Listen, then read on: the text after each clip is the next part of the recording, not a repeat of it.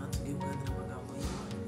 Data mu izina rya Yesu tubaha icyubahiro cyose, duciye bugufi imbere ya buri kintu muri aya masaha, reka ubuntu bwawe buganze kandi Mwami Imana bugende kuri buri wese ukurikira ijambo uhaze kwifuza ku mutima we, kandi baze zitembe ku buzima bwabo, barwanire umucyo wakomeze kubarasira imigambi yose umwanzi afite yo kubarwanya, yo kwitambika muri gahunda zabo yose ikurweho, iyo migambi yose iceceke, umwuka ubarwanya amajwi yose ntaceceke, ijwi ry'umwuka ryumvikana mu mitima yabo, reka imigambi yose umwanzi afite iburizwemo, reka icyubahiro cy'Imana aba aricyo kiganza mu buzima bwabo. Ijambo bangunze ibyo nibwira nzabagira n'ibyiza.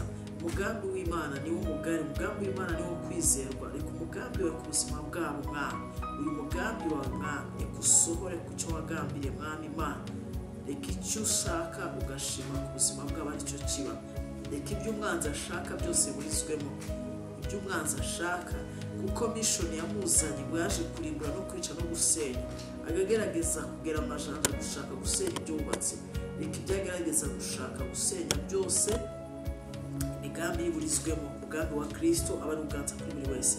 Ijambo tugiye kuvuga urerekeze uri umugisha uryumva wese, Mwami Imana reka icyo rikora mu buzima bwe, Mwuka arafate controle mu izina rya Yesu, amen. Imana mu ijuru umugisha, tugiye kureba ibintu bitatu Mwami Imana dushakaho. Tugiye kureba n'iki Mwami Imana dushakaho, n'iki Imana idushakaho, n'iki Imana igushakaho aho uri. Mwami Imana ashaka ko ukora iki? Imana igushaka iki? Haleluya. N'iki Mwami Imana gushakaho? N'iki Imana ishaka ku mwana w'umuntu? We yahamagaye, we yagiye umuntu akamuha agakiza, uvuga ko azi Imana, uvuga ko yamenye Imana.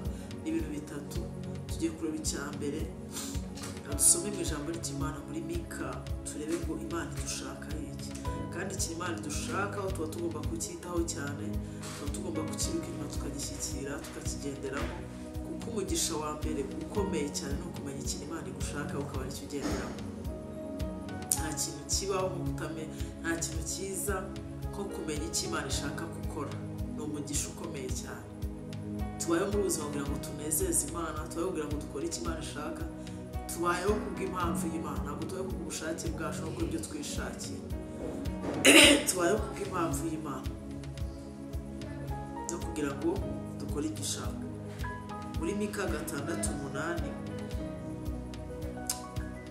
haratubwiye ngo yewe mwana w'umuntu we, yakweretse icyiza icyo ari cyo, icyo Uwiteka gushakaho ni iki? Ni ugukora ibyo gukiranuka no gukunda kubabarira no kugenda ari Imana wicisha bugufi. Ngo yewe mwana w'umuntu, yakweretse icyiza icyo ari cyo. Haleluya. Umwami Imana yatweretse icyiza icyo ari cyo. Ni iki Imana ishaka? Ngo yakweretse icyiza n'ikibi. Kuko twahawe umwuka wera, twamuhawe nk'ingwate. Yesu yaravuze ngo Yesu yaravuze ngo birakwiye ko ngenda nkaboreza umufasha, ngo umwuka wera nabagiramo ngo azabakoresha n'ibyo ntakoze. Umwuka twamuhawe, Yesu yamusize ku buzima bwacu nk'ingwate, aza gutwara itorero ridafite umwanya n'ikiziga, yadusigiye umufasha, yadusigiye udufasha mu buzima bwa buri munsi, yadusigiye. Ijambo ry'Imana ritubwira ngo nta nubwo mwe muzi gusenga neza, ngo niwe ubarira iminiho, ajya kuri biri ku mutima wa Data akabidushyikiriza, ajya afata ibyo twasize akabicaguramo ibizima akabimuha. Niyo mpamvu ari umufasha, ajya adufasha. Rero mu mutima wawe harimo uyu mwuka, niwe ubana nawe, niwe ubana natwe, ubana na buri wese aho ari. Ni hamwe ujya gukora icyaha kugira ngo ikibi gikora, ujya gukora icyaha kugira ngo ikibi gikora. Hari igihe bamwe bamwumvira, abandi ntibamwumvire, bakabikora bagaforusa, bagakora ibyo bishakiye, ariko uyu mwuka aba yagucyashye, aba yavuze ngo iki ngiki ntabwo Imana igikunda. Hari icya mbere yaratubwiye ngo ni ugukora ibyo gukiranuka. Uyu mwuka wera azagufasha gukora ibyo gukiranuka, azagufasha kumenya ibyo Imana ishaka, kuko wamwumviye, kuko yavuze ngo naberetse icyiza icyo ari cyo n'ikibi. Uyu mufasha rero yaje mu buzima bwawe, agenda akwereka ibyo Imana ikunda n'ibyo idakunda. Ikikubwira ko buri muntu wese amufite, ni uko uzajya akora ikintu akubwire ngo iki ntabwo ari cyiza, uforce ugikore, nabwira ngo ukora iki ni cyiza. Hari ijambo ry'Imana rivuga ngo abazi gukora neza ntabikore ngo babere icyaha. Bivuga ngo muri warimo ubutunzi bwinshi wasohora bwagira umumaro abantu. harimo ubutunzi bwinshi cyane isi ikeneye ushobora gusohora bikagira umuntu bikagira abantu umumaro. Ngo uzi gukora neza ntabikore. N'Imana itubwiye ngo nshaka ko mukora ibyo gukiranuka. Ni hamwe uzajya uba mu buzima umunsi buri ntabwo ari ubuzima wisuzuma ibyo watekereje kuba mu buzima bwo gukiranuka, ibyo wavuze ukumva ugasuzuma yuko birimo gukiranuka. Ishobora tubwira ritugira inama buri mukicaranye ntugahagarare mu nzira y'abanyabyaha, ngo ntukicarane n'abakobanyi. Igihe ucanye n'abantu b'abakobanyi uzashituka urimo uravugana, urimo urasebanya, uri kugayana, urimo uravuga bagenzi bawe. Kuri ijambo ry'Imana tubwira ngo amagambo menshi ntaburamo ibicumuro. Igihe cyose ucanye n'abakobanyi, igihe cyose uri kugendana n'abantu uhagaze hagati y'abanyabyaha, si uko kubana nabo ntabwo ari icyaha, ariko iyo udafite umwuka wo kwirinda iteka ryose uzakora ibyo umwuka adashaka. Kwirinda ni ikintu gikomeye cyane kandi gifite imbaraga zidasanzwe. Hari ibintu utagwamo by'imitego utajyaho ngo wihane kuko wirinze mbere yo kugwa muri iyo mitego. Hari umuntu wararwana no kwihana n'ibintu yaguyemo n'ibintu yakoze kandi yakabaye kuba yirinda ntabigere. Niba ukakubwira ngo wicaha wijya hariya kuki force ukajyayo, kuki force ukagikora ukazarwana n'ingaruka zacyo. Hari igihe Imana ibabarira icyaha ariko ingaruka zigasigara zizegereza umuntu. Niyo mpamvu bavuga ngo mujye mukora ibyo gukiranuka, gukunda gukora ibyo gukiranuka. Ba mu buzima bukunda guhirimbana gukiranuka, ba mu buzima uhora wihirimbana gukora icyo Imana ashaka. Imana ishaka kubaho gute? Ishaka kuba umugore umeze gute? Ishaka kuba umugabo umeze gute? Ishaka kuba umusore, umujene, umukobwa umeze gute? Byose ijambo ry'Imana ritubwiraho. Muri Timoteyo ijambo ry'Imana ritubwira abo bantu Imana ishaka kuba bameze. Niyo mpamvu rero icyambere Imana ishaka kuba mu buzima bwo gukiranuka. Yesu ashimwe cyane. Ba mu buzima bukiranuka mu gato na kanini, ngo nicyo kintu Imana idushaka. Ba mu buzima burwana intambara yo gukiranuka, ba mu buzima burwana intambara yo gukiranuka. Yesu nashimwe. Hirimbana kwa mu buzima uhora bushakashaka ibyo Umwami ashima. Ijambo rivuga ngo mushake ibyo Umwami ashima. Kuki nawe urashaka ibyo Data ashaka kugira ngo ari byo nkora? Tubaye kubw'impamvu y'Imana, ntabwo tubaye kubw'impamvu yacu. Nuko dukora ibyo dushaka, tubaye uko dushaka nuko tubyumva. Tubaye kubw'impamvu y'Imana gusa. Buri wese ahari abaye kubw'impamvu y'Imana. Hari ijambo rivuga ngo ushaka kuba mu nshuti y'iby'isi ngo bashatse kwitera ku mwanzi w'Imana. Igihe cyose uzakunda isi ugakunda ibiyirimo ugashaka kuryoherwa nabyo, uzaba witeye ku mwanzi w'Imana. Ko gukora ibyo Data ashaka bizakugora kandi bizakuremerera. Ijambo ryarabwiye ngo Mwuka Wera akora, ngo Mwuka Wera ngo akora, ngo Mwuka Wera ngo akora ibyo kamere yanga, ngo kamere igakora ibyo Mwuka Wera yanga. Birahabanye. Bivuze ko iborwa n'Umwuka w'Imana kamere yawe bizajya binaniza byigora. Pawulo yavuze ngo yagira umuvusha amaraso umurwayi intambara yo gukiranuka. Bivuga ngo ukore gukiranuka, niko yavuze ngo nimurageraho umuvusha amaraso umurwayi intambara yo gukiranuka. Bivuga ngo ukora ibyo gukiranuka ni fight. Bisaba ko ari ibintu ushyiramo imbaraga, ibintu witaho. Ese amagambo navuze ntabwo navuzemo ijambo rigandira Imana, ntabwo navuzemo ijambo ryinyanduza. Ese ibintu nkoze, ese ibyo ntekereza, bisaba ko rugora wirinda utaba umugayo, wirinda kugira ngo ukore ibyo Data ashaka. Ibyo Umwuka Wera akunda kamere irabyanga. Niyo mpamvu iteka ryose nukunda iby'isi cyane uzashiduka urabaye umwanzi w'Imana. Niyo mpamvu tujye duhoza umutima wacu ku byo mu ijuru. Ndakubwira ngo nuba muri iyi si umutima wawe wuzuye kuba muri iyi si uyikunze cyane, wumva ibintu byo mu isi bikuryoheye, uzasanga Umwuka Wera agufuhira cyane. Uzasanga utarimo urakora ibyo we ashaka, uzasanga urimo urakora ibyo kamere irarikira. Niyo mpamvu mu kintu cya mbere Imana ushaka ngo ni ugukunda gukora ibyo gukiranuka. Bikunde, ntubyange, ntibikuvune, ntibikugore, ntibumve ari ibintu bikuremereye. Bikunde. Iyo umutima wamaze kuzuramo isi, irari ry'iby'isi, irari ry'umubiri, iby'Umwuka Wera byose birakuvuna, birakugora, birakugora, ibintu bikubihira. Ariko iyo Umwuka Wera amaze kwihereza umutima wawe, iyo umutima wamaze kuwuhereza Kristo, iyo amaze kwiha Imana, usigara bikorohera. Nakwinginga rero ngo komeza gushaka ibyo Umwami ashima. Ibitubwira ngo ndaberetse icyiza icyo n'ikiza icyari cyo n'ikindi ndakibereka. Kuko ijambo ryatubwiye turi muri ubuzima buri wese azi icyiza azi n'ikibi. N'ibyo ushidikanya Umwuka azagenda abigusobanurira, azagenda akugira inama. Kuko twamuhawe nk'umufasha kujyana gukomeye mu buzima bwacu, dufasha ibyo tudashoboye kandi tubasha ibyo tutabasha. Umwuka Wera niwe mujyanama ukomeye ufite mu buzima bwawe. Kuruta ukundi yakugira inama, urazakugira inama bitewe n'uko abyumva n'uko abibona, kandi ntabwo tubona ibintu kimwe. Ariko Umwuka Wera azakugira inama ivuye ku bushake bw'Imana. haleluya, azaguha inama ivuye ku bushake bw'Imana. Kunda ibyo gukiranuka mu muryango wawe, mu rugo rwawe, muri sosiyete, aho ahantu hose bwira Mwuka Wera agufashe kugira ngo muza gukiranuka, muza mwumve. Cya kabiri ngo ni ukunda kubabarira.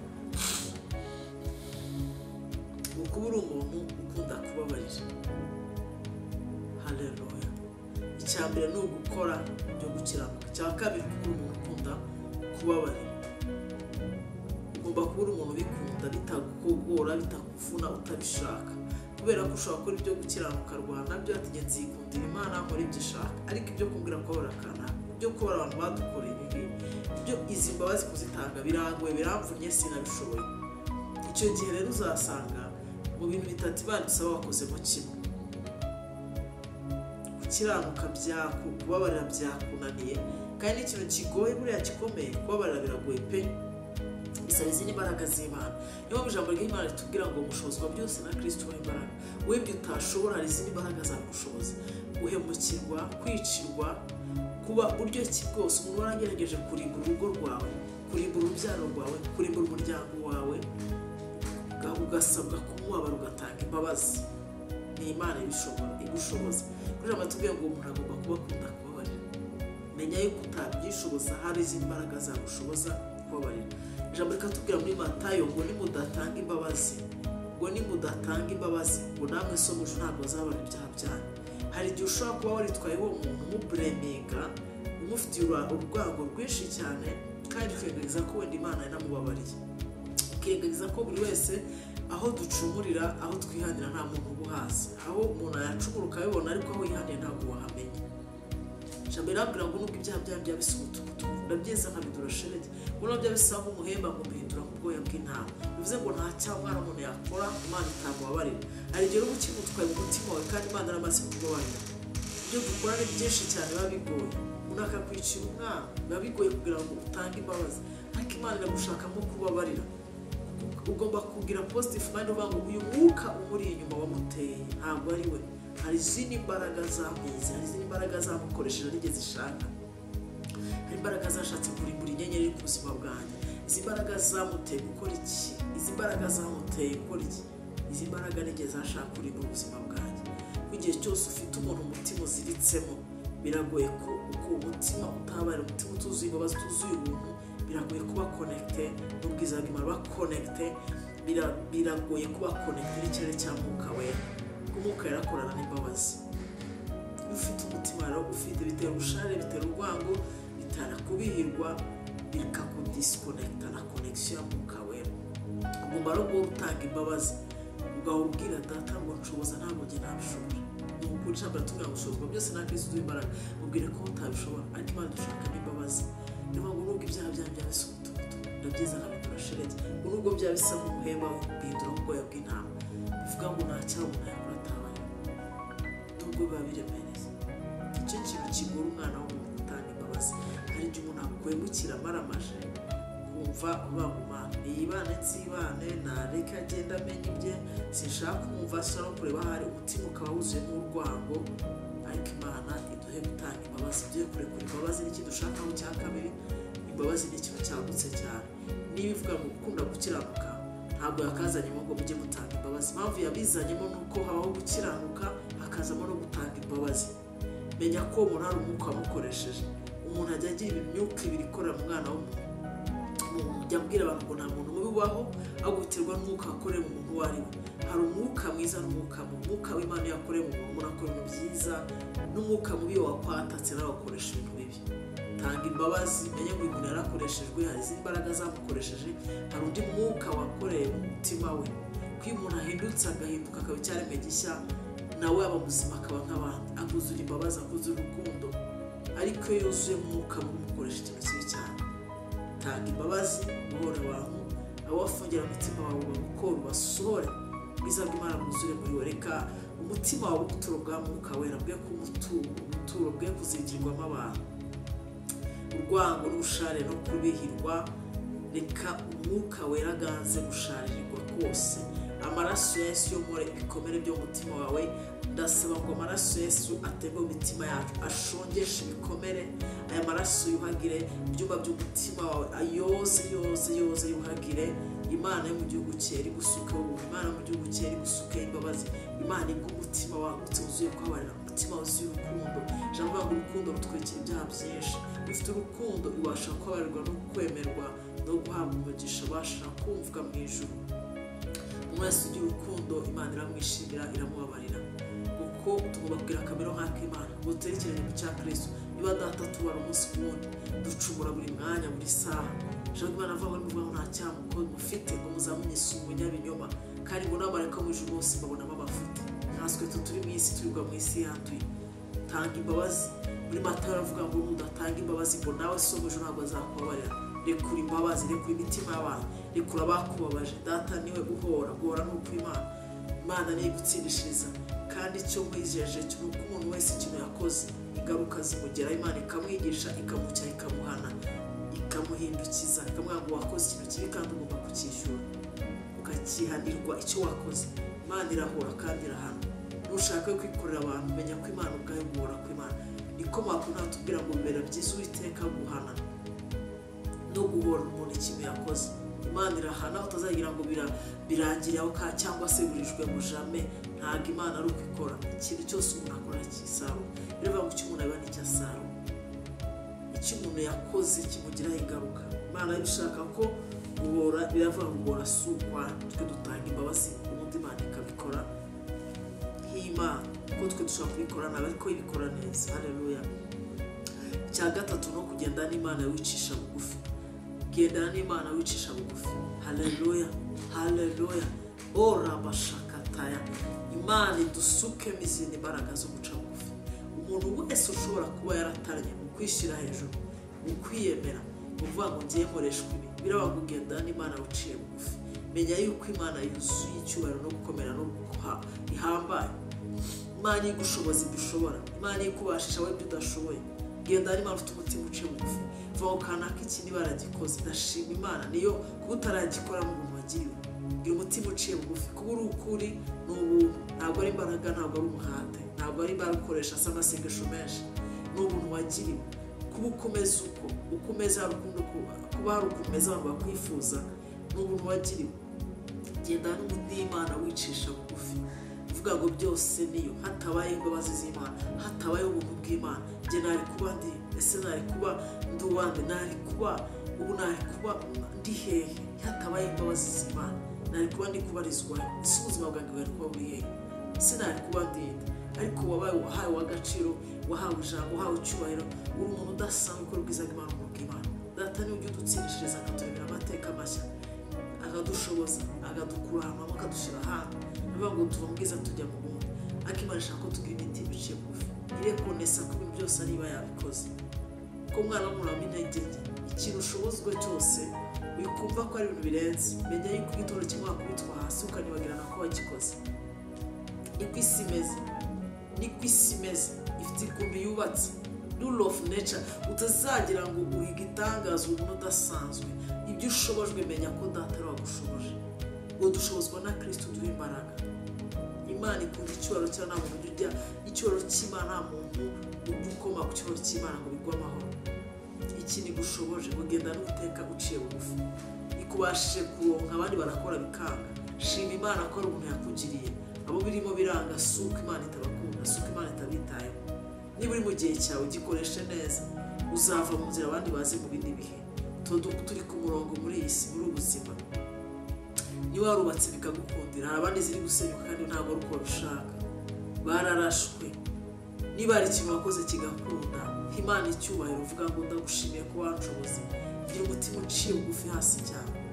Niyo mpamvu Imana avuga ngo ukunda Dawidi, yari afite umutima uciye bugufi, urekonesa ibyo Imana yakoze.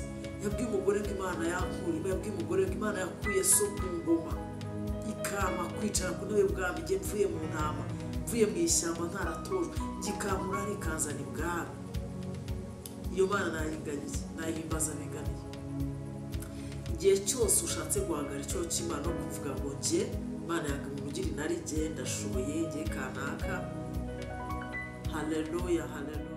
ngo ngewe biranyorohera ngo ngewe n'utuntu twanjye ngo ngewe ibi ngibi ni ibintu nshoboye. Ushobozwa byose na Kristo w'imbaraga. Imana igikunda umuntu. Umwami Nebukadinezari yigeze avuga ngo igitangaza yayoboraga imigabane, yari umuntu ukomeye cyane, yayoboraga ibihugu byinshi. Aza kwivuga cyane aravuga ngo yewe Babuloni yubakira afite icyoro cyinshi gikomeye cyane, cyinshi akwibagirwa uwakimuhaye. Akimara kuvuga imbaraga ze no gukomera kwe, Imana iramanuka icyoro cyayo imwohereza mu ishyamba kurisha nk'inka. Bitwereka umwami Herode yavuze disikuru, aravuga ngo noneho ukuntu ameze ngo ni nk'Imana ntabwo ari Herode. Yuzuye kwibona itagwa inyo immediate. Imana ntabwo icyoro cyayo ntabwo icyoro cyayo kuzaga umwana we. Igira icyubahiro kiri untouchable. Cyo cy'Imana ntabwo gikorwaho. Niba igushoboza menya ko ari ubuntu wava wakajya wundi, nta kamara muri ubuzima, nta kamara mu bwami bw'Imana, nta kamara muri urugendo. No, ibyo ukora, ibyo ushobozwa byose, it's a grace of God, it's a favor, it's a grace. Bwakuva ubuntu ukajya kuri kamara arabashataye. Ntabwo ari uko usenga cyane, ntabwo ari uko ufite ubwenge bwinshi, ntabwo ufite ubumenyi n'ubuhanga. It's a grace. No muntu ugirirwa bwo gushobora ibyo ubasha gushobora, no gukora ibyo ubasha gukora, no kubashishwa ibyo ubona ushoboye. It's a grace of God. No muntu ugirirwa bwo kugira ngo ubikore. Ugomba kurekonesa ineza y'Imana, ukarekonesa ubuntu bw'Imana. Ijambo riratubwiye ngo ugomba kugenda n'Imana ngo wicisha bugufi.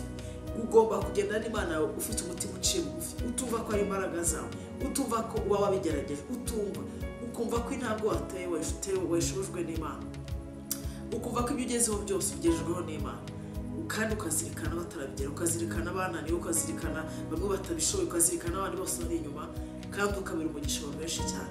Ntabwo wowe kubw'impamvu yawe, wowe kubw'impamvu y'abantu benshi kandi batandukanye. Haleluya, haleluya. Orebosheketa, oriyabashakataya.